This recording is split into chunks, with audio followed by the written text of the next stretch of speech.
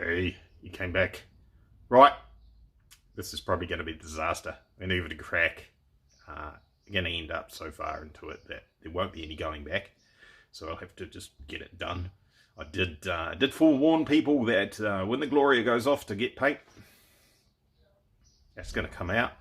And the VK45DE is going to go in there. Look, and I've just imaginized a name for this thing here. You'll have to excuse the child in the background. That's not a VK45DD anymore. It sort of is, but it sort of isn't. I've done something that's not really port injection, it's manifold injection. So I'm going to call it a VK45DH for Hodges. So it's been Hodgified or something. Anyway, let's get that pile of not working very nicely motor out and put our VK45DE in there. It's going to be a headache. There's lots of things that are not going to be nice and we're going to have to sort out along the way. So let's get into it. First thing that's going to be difficult, and I looked at this job earlier on and went, yeah, that's going to get way harder than what you want. First thing that's going to be hard is the position of the throttle body. So that one's over there, obviously. The new one is right here in the front. There. On the VK45DD is a reservoir right here. There it is there. That's for the fan, hydraulically cooled fans, hydraulically driven, sorry. So that fan motor, I think some of the Supras have that as well. The fan motor that's on there is actually a hydraulic one. So I guess what I could do is get a standard VK45DE water pump, do away with the hydraulic fan and everything, and put an electric fan on there. So yeah, that might work. I think I've thought of this before, and that'll do. That can just be modified to then go onto the throttle, which is over here. That's a smaller throttle on this motor than what bolts onto the DE, and it's also it's got a different plug on it. That's a 2x6 plug. I'm not sure, lighting's pretty bad for you there, but it's a 2x6 plug. The one that goes onto the VK45DE is a 1x6 plug, so it's all the terminals are all in a straight line like that, whereas this other motor, there's 3 and then there's 3. So there are adapter harnesses to sort that out, so I could do that. I've got a cunning plan to resolve that situation. So those two things are maybe the biggest things as far as differences in making the engine actually fit into the vehicle. I think the heater hoses at the back there, they end up in the same spot. We might need to use some elbows on some hard pipes and things like that. Physically getting it out of this vehicle is not going to be easy. It's probably a body off job, and I'm a bit reluctant to do that, but it's probably going to be the fastest, easiest way to do it. And even taking the body off, and you've still got to separate the motor from the gearbox and all that sort of carry on. So it's probably going to be body off the chassis, engine box out of the chassis, separate those two, put them together with this one here, put it back in the hole, drop the body down and make sure that we don't have any clearance issues at the very back here with our slightly different manifold and plumbing and all that sort of stuff. So I flipped the coin this morning and the coin said that I'm going to do this. So fun and games, let's get cracking. Decent amount of carnage happening already. Engine harness, I can't remove it from the vehicle easily. It's been pretty much hardwired in, but I might rectify that while I'm at it. So it's just been chucked over there out of the way. Pretty serious oil leak just down here. That's where all the mess has been happening under the car. I'm not sure what exactly is leaking there. Probably not my fitting. Looking at that fitting and hose is nice and clean, but have to rectify that while I'm at it. Another one on the other side there, looks like that's that cam chain tensioner leaking there, so that shouldn't be an issue because it's all replaced anyway, so that should take care of that. Lens might be a bit dirty on the camera by the looks of this, but never mind, I'm carrying on.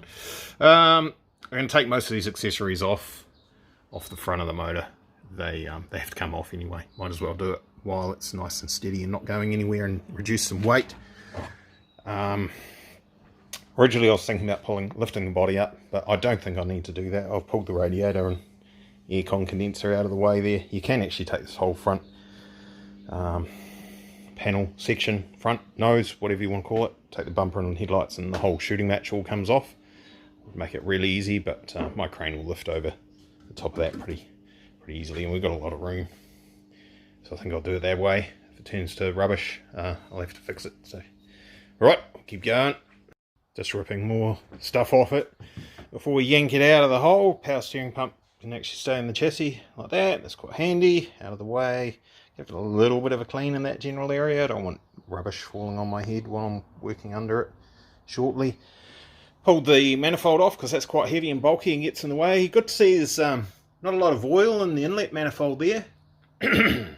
Not breathing heaps or anything. Good healthy motor. Not. But my polished inlet ports look pretty clean still. So that's one thing, I suppose. I was just trying to improve the, try and make it shinier so the fuel wouldn't condensate on the ports as much. Didn't really help. A little bit, but not much better than what it was. Here's our fancy adjustable inlet runners. Let me just swap hands with the camera here. Look at that. Those open up and changes the length of the inlet runners. That's a little bit sticky too, actually. Or it might have been something sitting on the back edge. Anyway, doesn't matter. That's scrap metal unless someone wants to buy it. We'll see about that. Chuck it on Trade Me for a couple $100 or whatever. But to pull all these sensors out of here, we're going to need those sensors. They fail. And there's some missing off this motor. Lower intake manifold ditched as well. There's those pesky direct injection units, injectors, and that's why we've got 2 inlet ports per cylinder. That's where all the, well, hopefully where all the drama's coming from with our coughing and spluttering while it's warming up. I see I've modified the hot and cold tubes, the intakes and intake into outtake for the heater system. So I'll have to pull that manifold, unfortunately, that inlet manifold back off this motor to change that. Nah, I can do that without taking that off. Just ping those undone, and this whole thing will pop off, hopefully. Let's see if I can do that. That'll be easier. And that one there is only held by that. It should come out. And swap them over to those other ones. And that's just, I think it'd probably fit without doing that, but let's do it anyway because it's a big job if you get that far and it doesn't work. Righty-go. Not much left of the engine in here, actually. I was, the thought had crossed my mind right back at the get-go that just pull the sump off it, which is easy enough to do in situ. Whip the front cover off, take the heads off, swap the pistons and rods and swap the heads and just rebuild the engine in situ, but yeah, no, it's probably not the best way to do it. Could be done, but I think this is probably better. Maybe. We'll find out. Might turn to crap yet. Alright, all the bell housing bolts are undone. They're quite fun on this because, as you can see, the firewall to engine clearance is not high. That's how we've got the, part of the reason how we've got the ute so low is actually making the chassis higher up in relation to the body. A lot of people do a body lift with 4-wheel drives and body drops with 2-wheel drives, so this is a kind of a body drop but with a custom chassis. So anyway, the game we're going to play now is hook a strop onto that thing there and put an engine crane on it and see if it actually comes out or not. It very well could be not. If it's not, I have to go underneath and drop the gearbox off the other end of it first. I'm kind of hoping with the frame that's underneath there it's going to support the gearbox anyway, so we'll literally be able to just pick it up a little bit and pull it forward and then it all comes out. Maybe not. I'll find out the hard way, so I'll do that in a minute. So nah, it doesn't fit. You can't actually take that out. Had a look at getting the front pulley off, but it still won't give us enough room. What's going to happen is we're going to hit the firewall and everything back here with the exhaust on both sides. So off with the heat shield, a bit of CRC on the studs, on the nuts. We'll get those off, and then there's heaps of room. Well, not heaps. It'll be marginal, but we'll get it done. Piece of cake. It's out. Bit of a mess to clean up. It's alright, I knew that was coming.